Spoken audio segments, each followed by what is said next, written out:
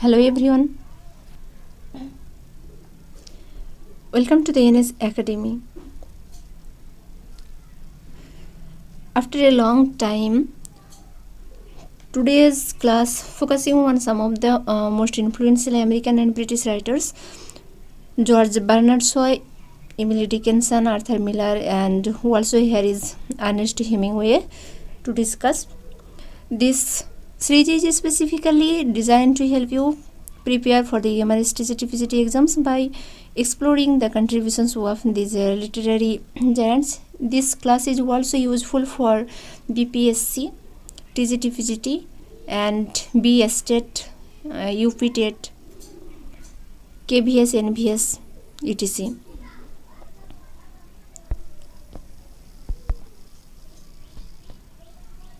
This is the first slide where you can get a glimpse on the biography of George Bernard Shaw. हम लोग first जीवी शॉ का एक short biography को देखेंगे क्योंकि इसमें भी एग्जाम ओरिएंटेड अप्रोच है जहाँ से क्वेश्चन बनते हुए देख सकते हो आप. देन एमसीक्यू फॉर्म में हर एक राइटर्स का बायोग्राफी के बाद क्वेश्चन आंसर्स करेंगे हम. एक क्वेश्चन PYQs है और कुछ खुद से बनाई हूँ मैं जो इम्पोर्टेंट है एग्जाम के लिए. सो get ready for the session. Let's start now. This is the first slide. George Bernard Shaw was an influential Irish playwright and critic born on July 26th of 1856 in Dublin, Ireland. So, first of all, you come to know that George Bernard Shaw was an influential Irish playwright. Next, we have to know about the death of Shaw. He passed away on 2nd November 1950 in England. Shaw limited formal education के बावजूद modern drama का एक major figure बन गया. उसके famous works में पिग्मलियन, Saint John शामिल है. And the most important thing is that he received Nobel Prize in 1925. This is the most important question on G.V. Shaw, that when he got Nobel Prize. He received Nobel Prize in 1925. Shaw एक vocal advocate था socialism and social reform का और अपने plays के जरिए societal norms and capitalism को critique किया उसने. उसके शार्प विट और प्रोग्रेसिव व्यूज़ ने लिटरेचर और ड्रामा पर एक लॉन्ग लास्टिंग इम्पैक्ट छोड़ा है. These are some of the notable works और major works by G.V. Shaw. Pygmalion was written in 1912. Saint John was this was the publication year. Pygmalion was published in 1912. Saint John was published in 1923. Arms and the Man was published in 1894. And Mrs. Warren's Profession was published in 1893. The notable achievement by G.V. Shaw was Nobel Prize in 1925 in literature. This is the first slide, which is in MCQ form. Question answer 1. G.V. Shaw. G.V. Shaw's work. You can see here the first question.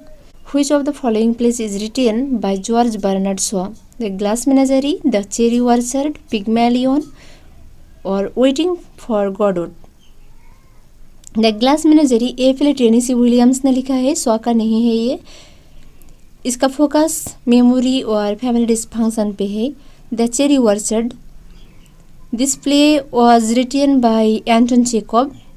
And Pygmalion ये George Bernard Shaw का play है. Waiting for Godot ये Samuel Beckett का play है. So here answer will be option C, Pygmalion. Next question. In which play does Shaw present the character of Eliza Doolittle? Saint John, Arms and the Man, Pygmalion, Mrs. Warren's Profession. These are the informative questions. Saint John. ये play Joan of Arc के life पे based है। Arms and the man इसमें captain ब्लांचली जैसे character से, and Pygmalion इसमें Elijah Doolittle central character है। ये प्ले सोशल मोबिलिटी और पर्सनल ट्रांसफॉर्मेशन पे फोकस करता है। मिसेस वॉरेन्स प्रोफेशन इसमें मिसेस वॉरेन और उनके प्रोफेशन के थीम्स है, एलिजा डूलिटिल का नहीं है। So here answer will be option C. Option C सही उत्तर है। Next, what is the main theme of Shaw's play Saint Joan? Romantic love, political corruption, heroism and nationalism, social class disparity.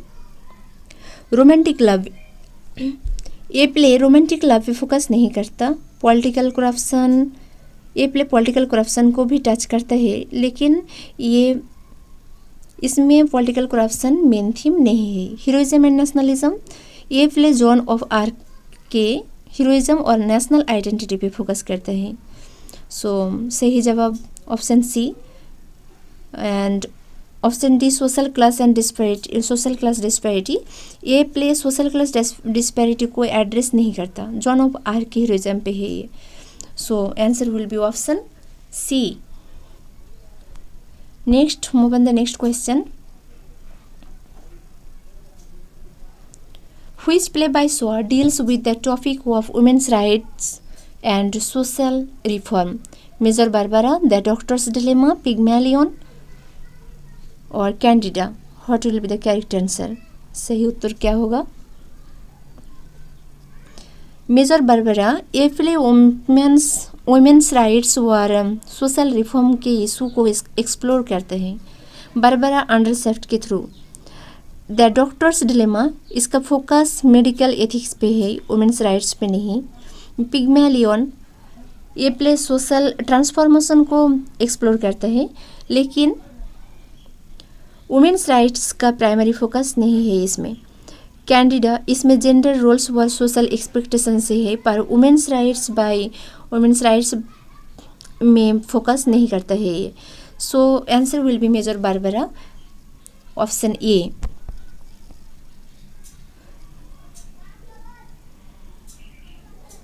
इसके बाद question number 5, in Arms and the Man Shaw satirizes which institution? Religion और politics और education. सही जवाब क्या है यहाँ पे? रिलीजियन, ये प्ले रिलीजियन को क्रिटिक नहीं करता।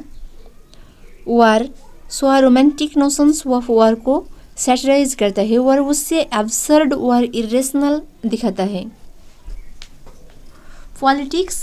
पॉलिटिक्स को क्रिटिक करता है, लेकिन इस प्ले का मेन फोकस वार है, पॉलिटिक्स नहीं। एडुकेशन, ये प्ले एडुकेशन को क्रिटिक नहीं करता। सो यहाँ पे भी सही जवाब होगा ऑप्शन बी, वार।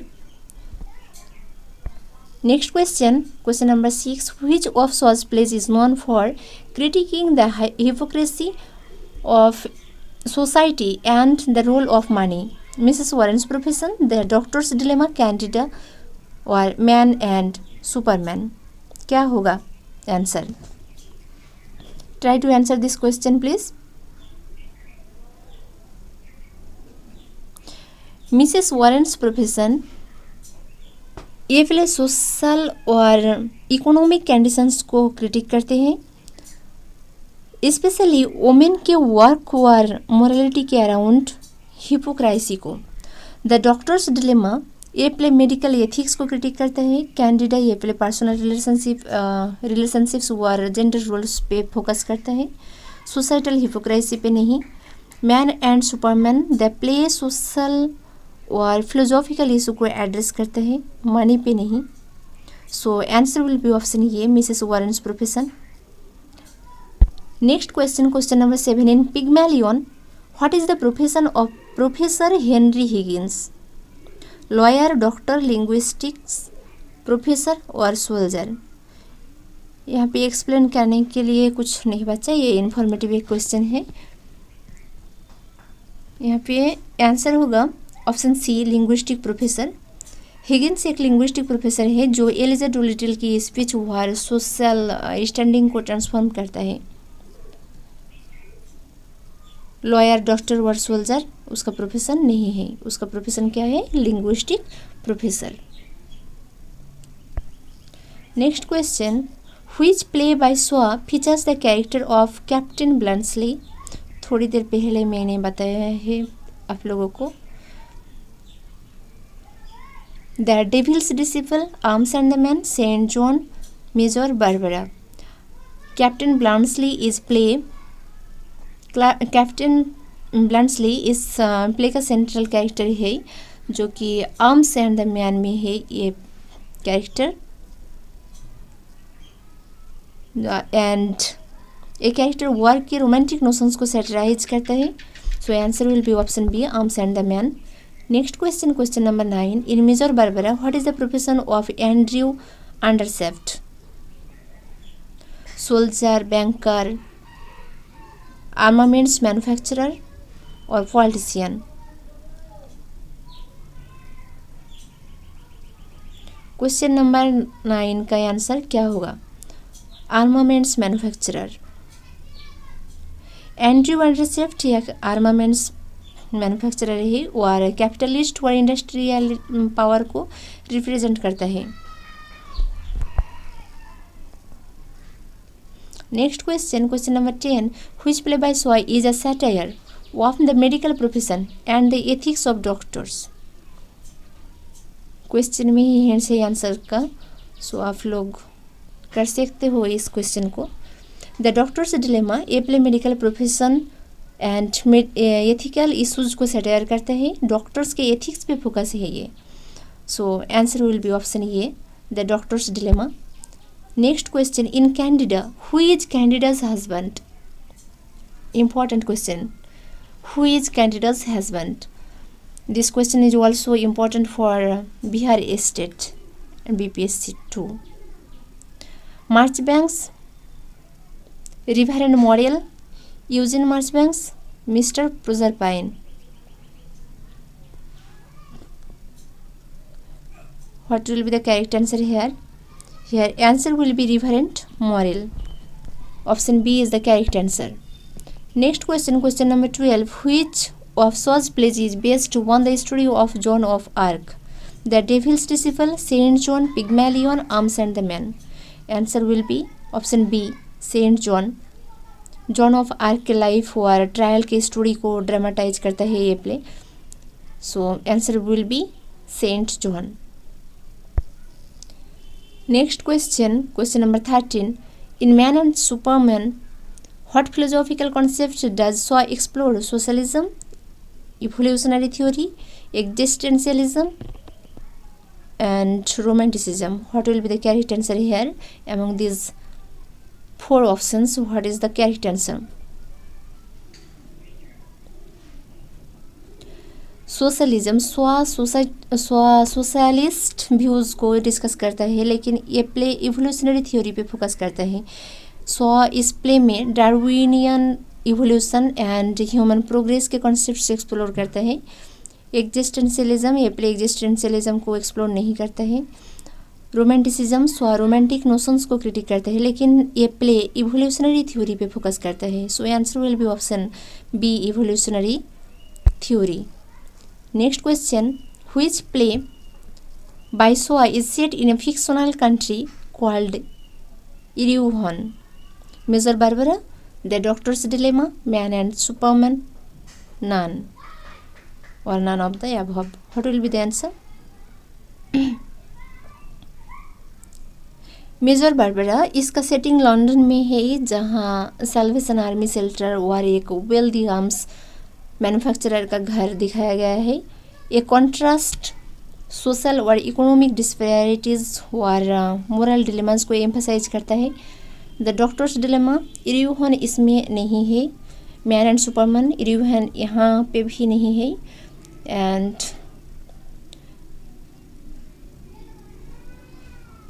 अगर तीनों में आंसर नहीं है तो आंसर कहाँ पे है? नन।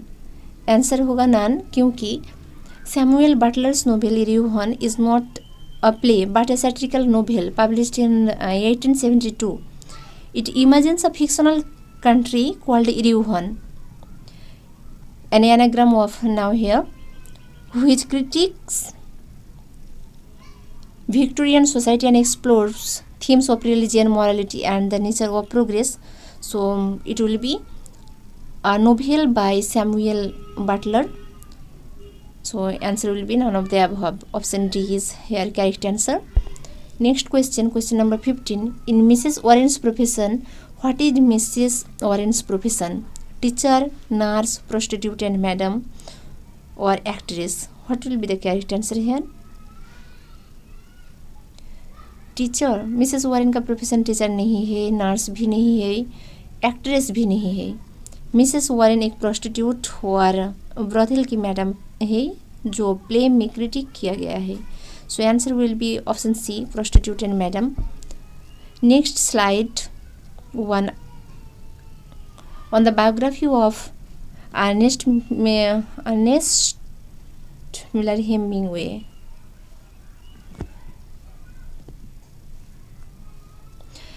हेमिंगवे का जन्म कब हुआ? अर्नेस्ट हेमिंगवे एक फेमस अमेरिकन राइटर थे जिनका जन्म 21 जुलाई 1899 को ओक पार्क, इलिनॉइस में हुआ था। उन्होंने अपनी राइटिंग्स की एक शुरुआत न्यूज़पेपर के लिए रिपोर्टिंग से की थी और फिर फिक्शन राइटिंग की तरफ बढ़े। हेमिंगवे की कुछ नोटेबल राइटिंग्स है जो कि the old man and the sea, a farewell to arms and for whom the bell tolls, ये सब राइटिंग को इंक्लूड करता है। उनका लिखने का स्टाइल आइसबर्ग थ्योरी के नाम से जाना जाता है, जिसमें उन्होंने कहानी के सरफेस के छोटी सी झलक दिखाई और बाकी का मीनिंग रीडर की सोच पर छोड़ दिया। तो आइसबर्ग थ्योरी क्या है?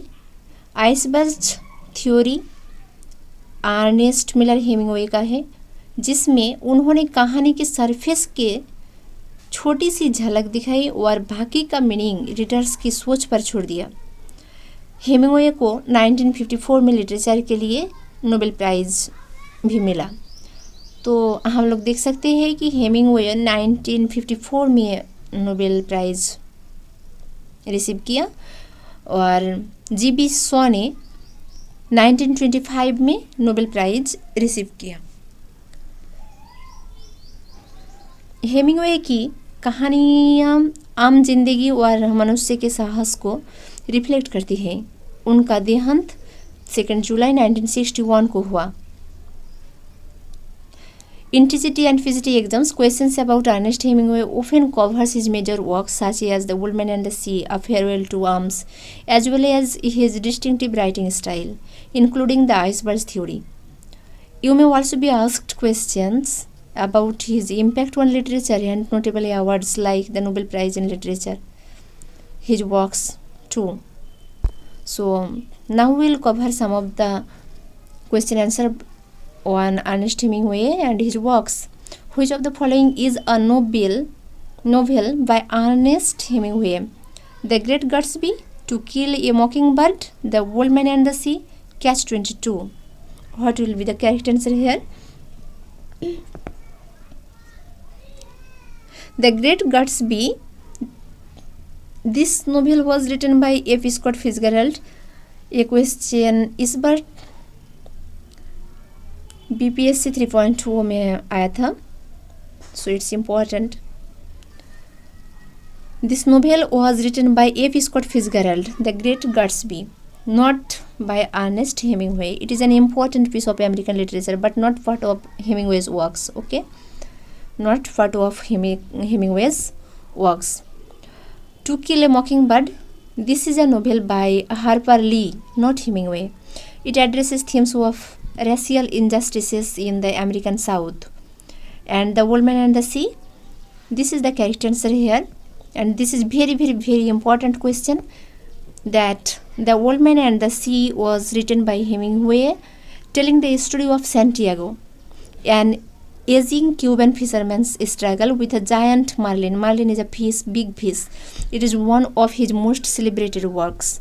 So please ए बिंदु को याद रख लीजिए कि the old man and the sea Hemingway का लिखा हुआ एक प्ले है। इसमें एक क्यूबर फिशरमैन की स्ट्रगल को दिखाया गया है जिसका नाम है सैंटियागो। वो एक जायंट मार्लिन को कैसे कैच करते हैं वो दिखाया। Catch 22. This novel was written by Joseph Heller and is known for its satirical take on war. It is not written by Hemingway.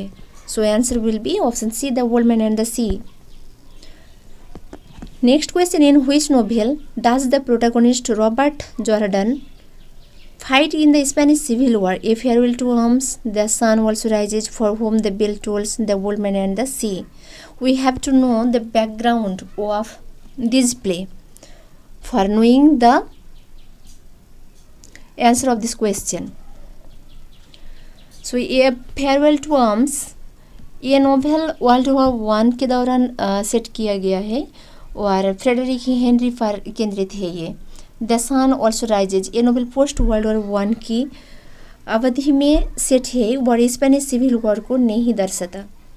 For whom the bell tolls सही उत्तर है ये नोवेल स्पेनिश सिविल वॉर के दौरान set किया गया है और रॉबर्ट जॉर्डन के संघर्ष पर आधारित है ये। So option C will be the correct answer here. The old man and the sea इसका भी बैकग्राउंड जान लीजिए। इसमें सैंटियागो के संघर्ष की कहानी है, स्पेनिश सिविल वॉर पर नहीं है। So answer will be option C. Next question, the old man and the sea centers around the struggles of which character? I have just told you that answer will be option A, Santiago. Santiago एक fisherman था, उसका struggle को highlight किया इस play में the old man and the sea में। And Santiago एक central character है इसमें। So this is the correct answer here, option A. Next question, which of Hemingway's novels is set during World war 1? The Sun Also Rises, A Farewell to Worms, The Old Man and the Sea, For Whom the Bell Tolls। अभी हम लोग अभी पता किया कि for whom the bell tolls इसमें Spanish war है और जाके बची the sun also rises, farewell to arms and the old man and the sea. What will be correct answer among these 3 options? The sun also rises ये novel world war 1 के बाद की अवधि में सेट है लेकिन युद्ध के विषय पर नहीं है।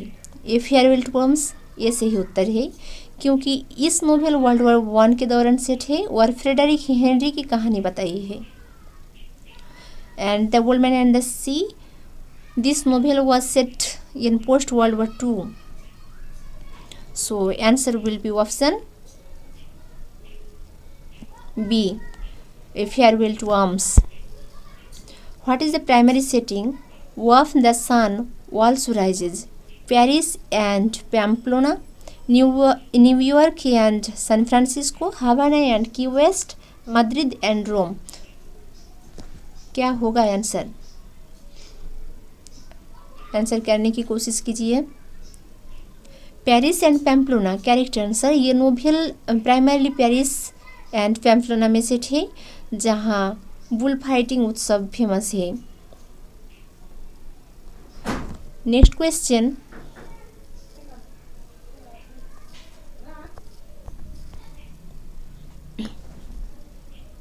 इन which novel does the character Lady Brett Ashley appear? A farewell to arms, Lady Brett Ashley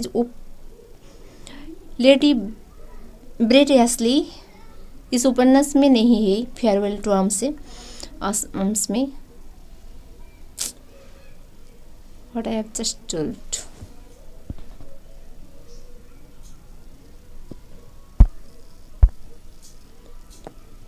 question number 6, in which novel does the character Lady Brett Ashley appear? A farewell to arms, the sun also rises, the old man and the sea, for whom the bell tolls. This is actually an informative question, so here we have to know the answer. The sun also rises, ये सही उत्तर है। Lady Brett Ashley इस novel में central character है, वह Barnes के साथ एक कॉम्प्लेक्स रिलेशन में है। So answer will be option B of question number 6. Question number 7. Which Hemingway work is known for its portrayal of the bullfighting culture? I have just told you. फिर भी आप लोग कोशिश कीजिए आंसर करने का। The Woolman and the Sea, For whom the bell tolls, the sun also rises across the river and into the trees. What will be the correct answer here?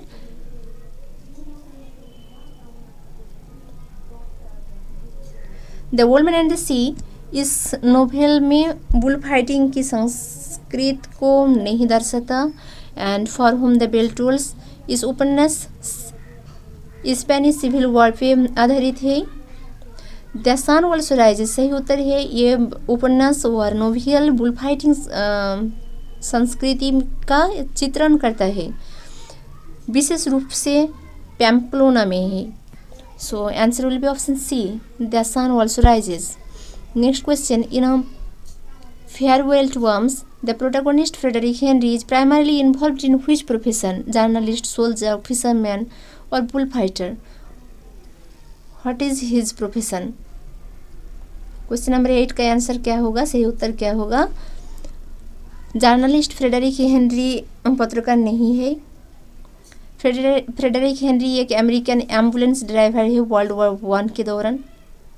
सो सही उत्तर होगा soldier. Next question, which work by Hemingway focuses on the relationship between a father and his son in the context of war? The old man and the sea, for whom the bell tolls, the sun also rises, a farewell to arms. Answer will be option D. A farewell to arms. Next question, question number 10. For whom the bell tolls is set during which historical events? World War II, the Spanish Civil War, World War I, the American Civil War. What will be the correct answer here?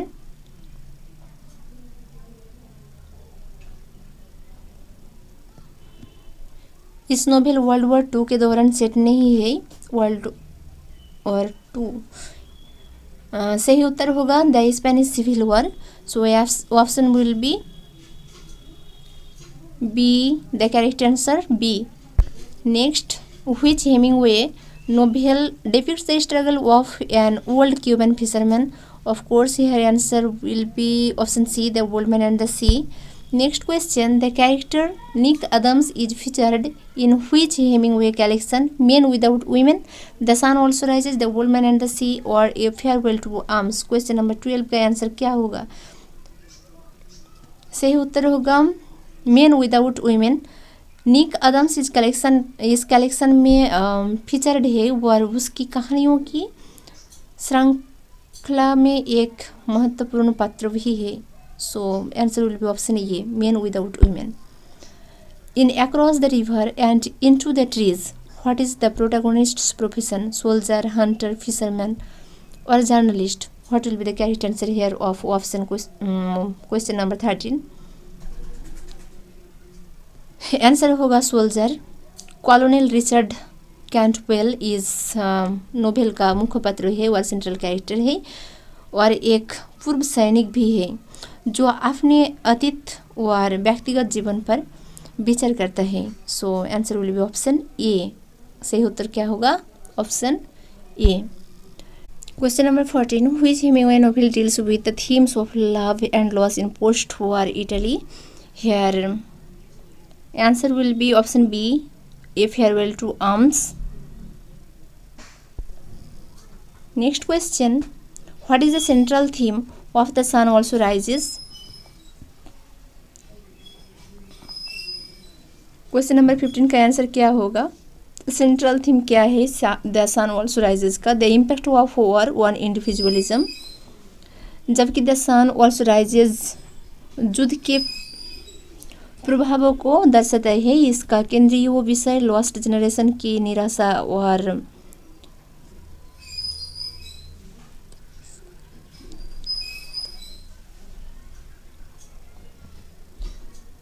Option B the struggle for survival at sea, ये theme the women and the sea से संबंधित है। The post war disillusionment of the lost generation, ये सही उत्तर है। इस novel में लॉस्ट जनरेशन की निराशा एंड उसके जज्बात को व्यक्त करता है और एक्सप्लोर करते हैं। So answer will be option C. Next question, sorry next slide one Emily Dickinson. यहाँ पे एक झलक आप लोग उसका बायोग्राफी के ऊपर देख लीजिए, उसके बाद एमिली डिकिंसन के क्वेश्चन आंसर करेंगे हम लोग।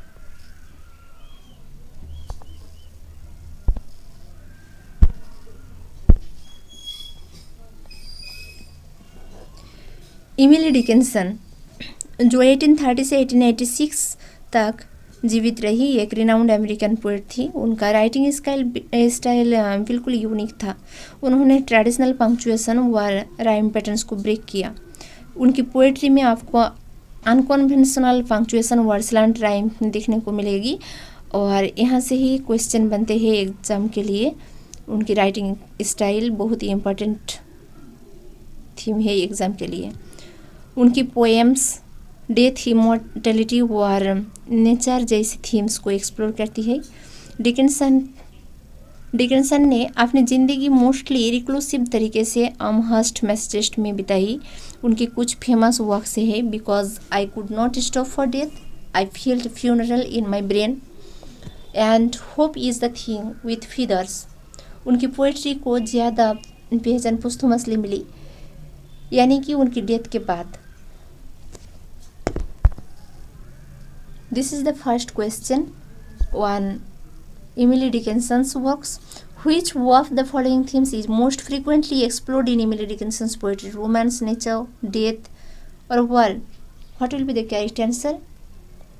रोमांस एमिली डिकिंसन की पोइट्री में उतनी इम्पॉर्टेंट नहीं है। नेचर भी एक इम्पॉर्टेंट थीम है, लेकिन डेथ ज़्यादा प्रोमिनेंट है। So answer will be death. Emily Dickinson's की पोइट्री का एक मेजर थीम डेथ है। उनके काफ़ी पोएम्स डेथ और इमॉर्टैलिटी के कॉन्सेप्ट्स को एक्सप्लोर करते हैं। So answer will be option C. Next question, Emily Dickinson is known for her use of which unconventional punctuation mark? Exclamation, parenthesis, dash और question mark. Actually dash का use Emily Dickinson की poems में बहुत prominent है। ये उनकी writing style का एक डिस्टिंक्ट फीचर्स है। So answer will be option C. Option C सही उत्तर है। Next question, question number 3, which of the following poems is not written by Emily Dickinson? Because I could not stop for death, this is written by Emily Dickinson. The Raven, I felt a funeral in my brain, this is written by Dickinson. Hope is the thing with feathers, this is also by Dickinson. Then The Raven is correct answer here. This is not written by Emily Dickinson. Next question, Emily Dickinson's poem Hope is the thing with feathers primarily uses which metaphor to describe hope? A bird, a storm, a sheep, or a flame? What will be the correct answer here? Among the 4 options, choose one. सही answer को choose कीजिए।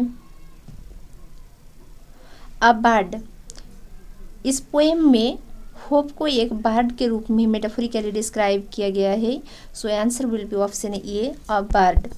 Next question, Emily Dickinson's poetry is often characterized by regular rhyme scheme and meter, long flowing lines and classical forms, short lines, irregular punctuation and slant rhymes, traditional sonnet structures.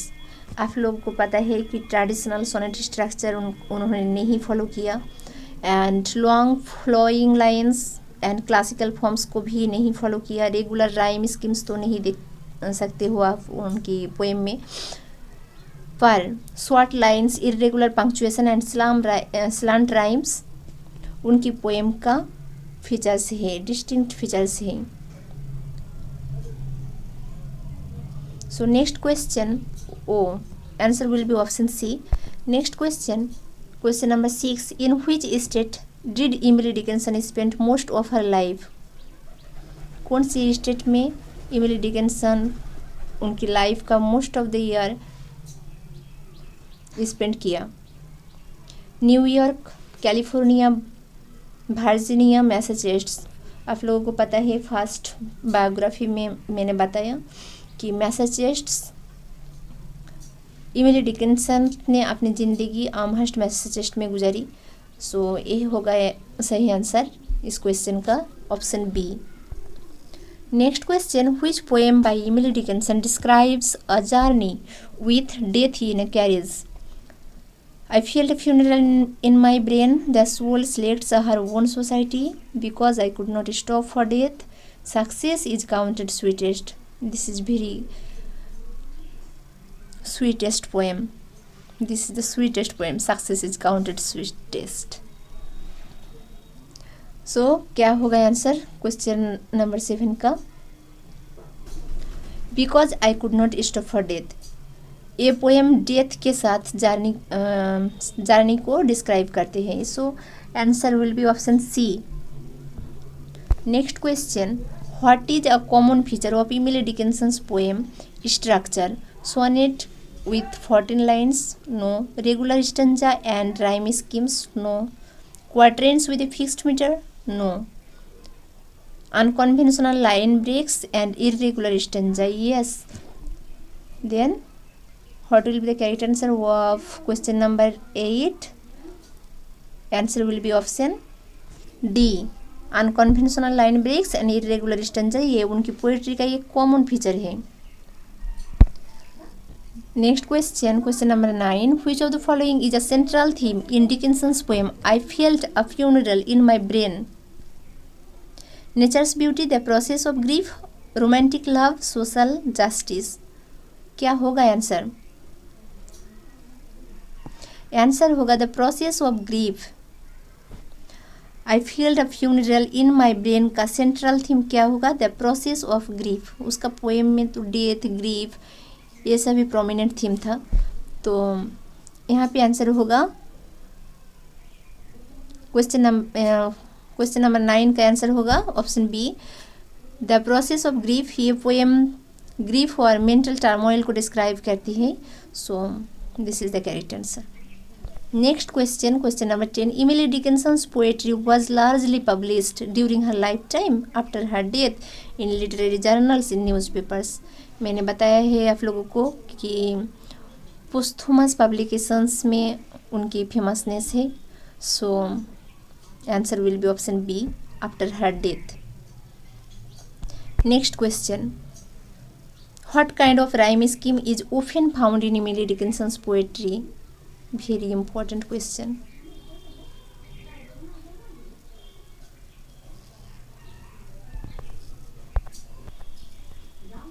यहाँ पे answer होगा slant rhyme. डिकिंसन्स का common rhyme scheme है। So answer will be option B, slant rhyme. Internal rhyme भी होता है लेकिन slant rhyme ज़्यादा प्रोमिनेंट है एंड फ्री वर्स उनकी पोइट्री का पार्ट नहीं है। डिकिंसन्स का राइम स्कीम परफेक्ट भी नहीं है। So answer will be option B, slant rhyme. What is slant rhyme? आप लोगों को पता होना चाहिए कि स्लांट राइम क्या होता है। स्लांट राइम, जिससे नियर राइम भी कहा जाता है, एक ऐसा राइमिंग टेक्निक जिसमें शब्दों के अंत का साउंड मिलता जुलता तो है लेकिन बिल्कुल सेम नहीं होता है। इसमें परफेक्ट राइमिंग की जगह थोड़ा सा डिफरेंट होता है। So this is the slant rhyme which is frequently used in Emily Dickinson's poetry. Next question, question number 12, which of this works by Emily Dickinson addresses the concept of immortality? The brain is wider than the sky. ये poem immortality की concept को explore करते हैं। And a narrow fellow in the grass, ये poem nature और its mystery को explore करती है, इमॉर्टलिटी को नहीं। My life had stood a loaded gun, ये पोएम पावर एंड डेंजर को एक्सप्लोर करती है, इमॉर्टलिटी को नहीं। The death of the beloved, ये पोएम डेथ की कॉन्सेप्ट को एक्सप्लोर करती है, इमॉर्टलिटी को नहीं करती है। So answer will be option A, where we can see the concept of immortality which is explored in the poem. Next move to the question number 13. Emily Dickinson's poem Success is counted sweetest primarily explores the idea that success is only appreciated by those who have never achieved it. Success is overrated. Failure is better than success. Success is the ultimate goal. ये जो poem है इमिली Dickinson का success is counted sweetest, इसका primarily idea क्या है, कौन सी idea को explore करता है ये पोएम?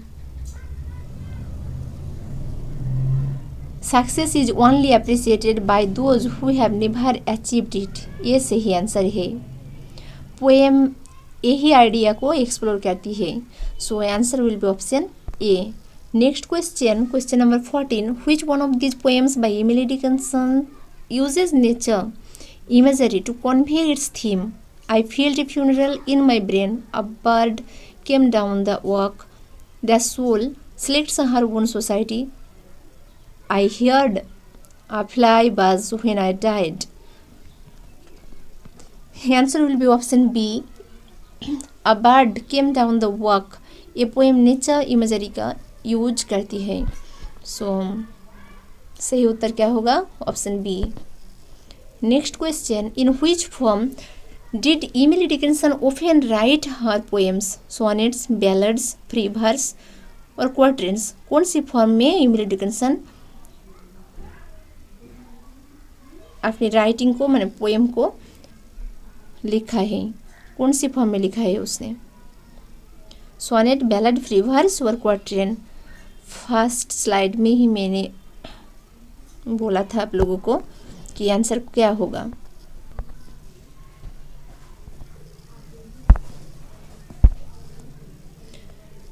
आंसर होगा यहाँ पे ऑप्शन डी, क्वार्टरन्स। ये फॉर्म उनकी पोएट्री में कॉमनली यूज होती है। Next will go through Arthur Miller. This is the slide where you can get a glimpse on the biography of Arthur Miller and some of the important points which is actually exam oriented. Arthur Miller, born in 1915 and passing away in 2005, was a prominent American playwright and essayist. His most celebrated works include Death of a Salesman, The Crucible, and A View from the Breeze. Miller की pledge में अक्सर social injustice, personal responsibility और American dream जैसे बड़े themes explore किए गए हैं। American dream से क्वेश्चन भी आते हैं कि अमेरिकन ड्रीम्स किसकी राइटिंग में हम लोग देख सकते हैं, वो होगा आर्थर मिलर। उनके प्लेज सोसाइटी और पर्सनल इश्यूज को क्रिटिकली एग्जामिन करते हैं। उन्हें पुलित्जर प्राइज फॉर ड्रामा और टोनी अवार्ड्स जैसे अवार्ड्स मिले हैं, जो उनकी थिएटर की दुनिया में बड़ी कंट्रीब्यूशन को रिकॉग्नाइज करते हैं। मिलर की पर्सनल लाइफ भी इंटरेस्टिंग थी। उनकी शादी फेमस एक्ट्रेस मैरिलिन मोनरो से हुई थी और उन्हें रेड स्क्वायर के दौरान पॉलिटिकल स्क्रूटिनी का सामना करना पड़ा। इन सब चैलेंज के बावजूद उनका इन्फ्लुएंस अमेरिकन थिएटर पर बहुत गहरा है और उनकी वर्क्स मोरल और एथिकल डिलेमास को एक्सप्लोर करने के लिए जाने जाते हैं। So now we will explore some of the questions in MCQ forms on Arthur Miller's works. This is the first question. Question number 1. Which play by Arthur Miller is set during the Salem witch trials? Death of a Salesman, The Crucible, A View from the Breeze, All My Sons. First option. ये play Salem विच trials का backdrop पर नहीं है, इसका focus Willie Loman की life और American dream पर है। ये क्वेश्चन भी आते हैं कि कौन सी प्ले में अमेरिकन ड्रीम दिखाया है आर्थर मिलर ने, वो होगा death of a salesman.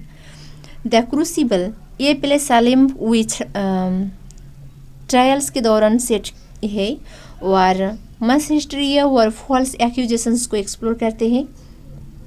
So answer will be option B, the crucible.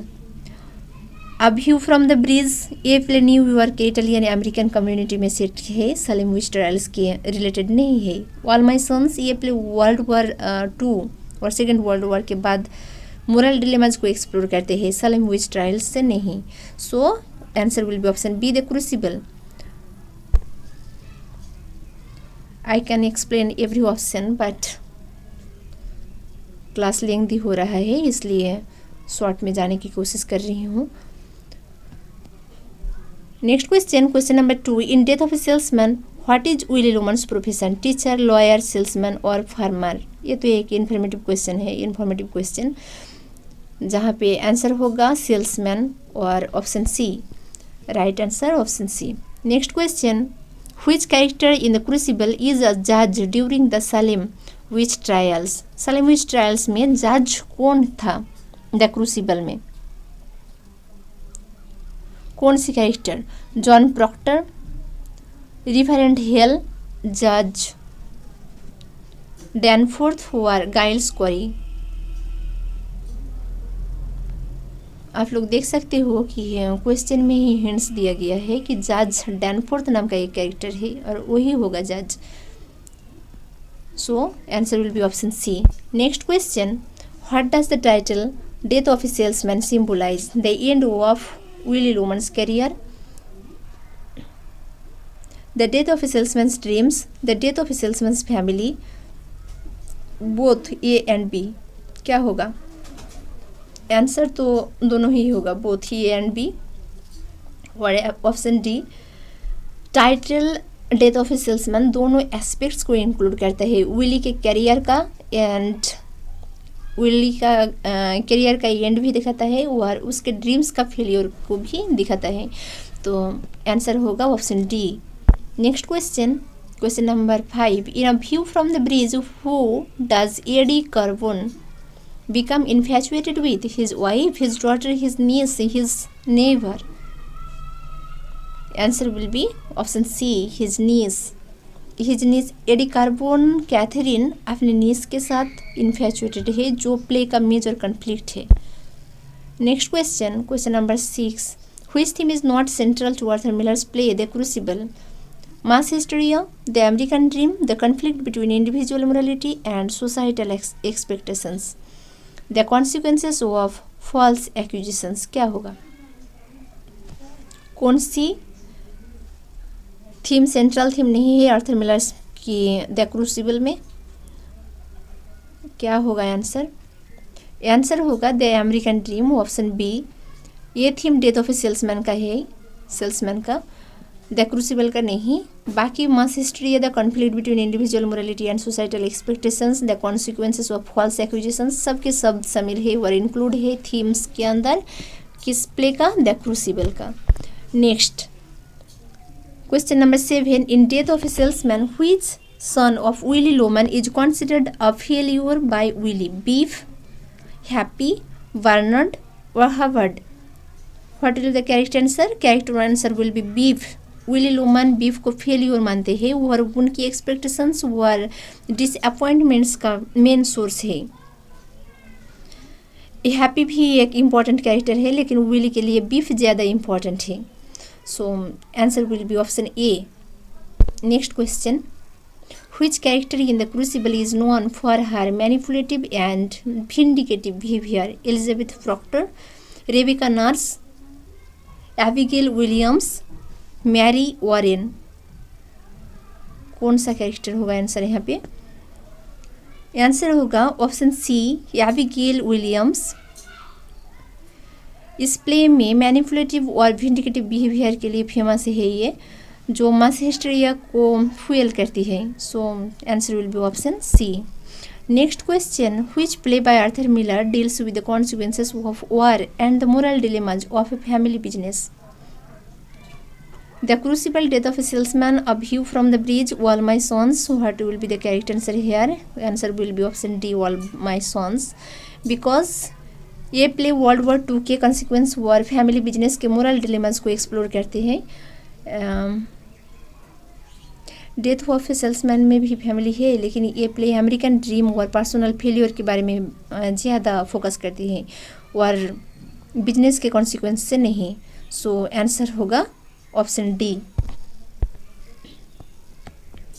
Next question, in a view from the bridge what leads Eddie Carbon to turn in his illegal immigrant relatives, a personal vendetta, the desire to protect his family, jealousy over Catherine, or financial reasons. Actually here we have to go with option number C, jealousy over Catherine, because Eddie की jealousy Catherine के साथ उनकी उसकी जो relationship उसको effect करती है और इससे वो अपने रिलेटिव्स को रिपोर्ट कर देता है। So my answer will be option C. Next question, which historical event heavily influenced the writing of the Crucible, the American Civil War, the Salem witch trials, the Red Scare and McCarthyism, the Great Depression. क्या होगा answer? Answer होगा option C. ये historical event Arthur Miller को influence करता है the Crucible लिखने में, as it reflects the fear of communism. So answer होगा option C. Next question, in death of a salesman what is the name of Willy Loman's wife. Willy Loman's की wife का नाम क्या है? Linda, Catherine, Abigail और Elizabeth. Of course this is the informative question and here answer will be option A, Linda. Important question है ये। Maximum question आप लोग डेथ ऑफ सेल्समैन से ही देख सकते हो एग्जाम में टीजीटी पीजीटी के लिए। Next question, question number 13, which of the following is not a characteristic of Willy Loman in death of a salesman, idealistic, successful, delusional और सेल्फ डिसेप्टिव। आंसर करने की कोशिश कीजिए। मैं तो आर्थर मिलर की वर्क्स के ऊपर पढ़ रही हूँ अभी, तो उसमें से death of a salesman important है ये बोला। क्या होगा आंसर? आंसर होगा successful, option B. Willy Loman successful नहीं है, उसकी लाइफ और करियर में फेल्यूर्स और डिसअपॉइंटमेंट्स है। सो विली लोमन आइडियलिस्टिक भी है, डिसइल्यूशनल भी है, सेल्फ डिसेप्टिव भी है, लेकिन वो सक्सेसफुल नहीं है। और वहाँ से ही आप लोग देख सकते हो कि सक्सेसफुल के लिए जो अमेरिकन ड्रीम का सोर्स है वो कैसे क्रिएट हो रहा है। Next question, question number 14, what is the primary conflict in death of a salesman?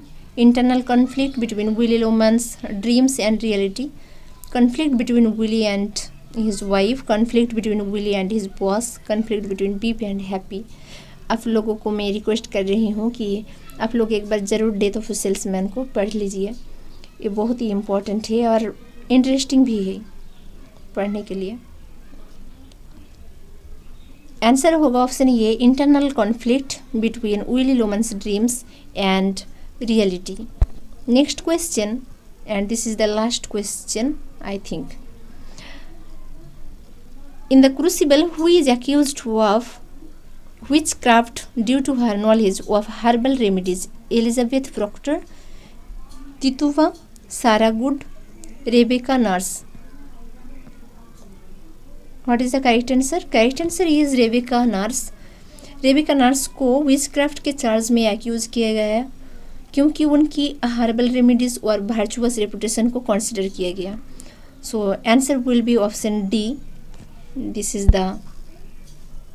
This was the last slide on today's class, and thank you for watching this video. I don't know how to convince you for subscription. I just can promise you that if this channel grows, I will make you prepared for TCT, PGT, MRS and BPSC, and though it will be completely free of cost, you must get proper class for your preparation. It's my promise to you. All the English aspirant teachers. सिर्फ एक subscription, एक like, share and comment next class के content ready करने के लिए enough है मेरे लिए। So don't forget to like, comment, share and subscribe, please do it and hit the bell icon to stay updated with our latest lessons. Let's get started and enjoy this series of EMRS. I will make a playlist for you so that you can get it together. Thank you for watching this video.